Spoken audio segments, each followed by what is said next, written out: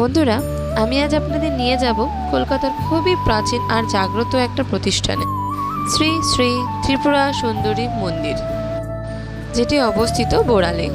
রাজারহাট বা বোড়াল যেখানেই থাকুন না কেন, এই মন্দিরে শান্তি আপনার মন ভরিয়ে দেবে। চলুন তাহলে আজকে দেখে নিই মিনি ব্লগে এই সুন্দর পরিবেশটি, মন্দিরের কিছু দর্শনীয় আর তার জেনে নিই এর ইতিহাস। মন্দিরে ঢুকতেই একটা অদ্ভুত শান্তি অনুভব করা যায়।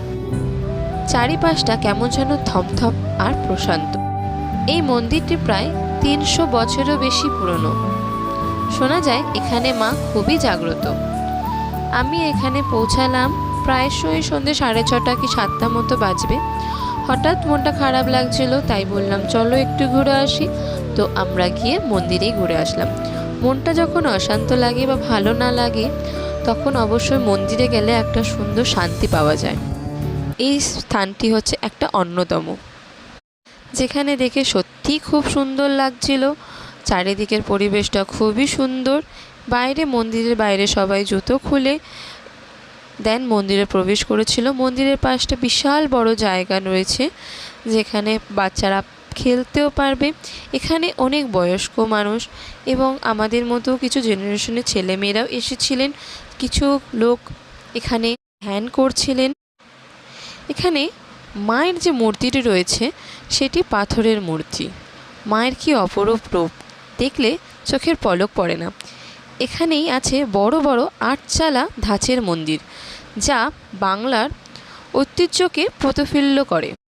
আপনারা যদি ভিড়ের মধ্যে না আসতে চান, তবে সকালের দিকতে আসতে পারেন। তবে আমরা যেদিন গেছিলাম সেদিন অবশ্য সেরকম কোনো ভিড় ছিল না।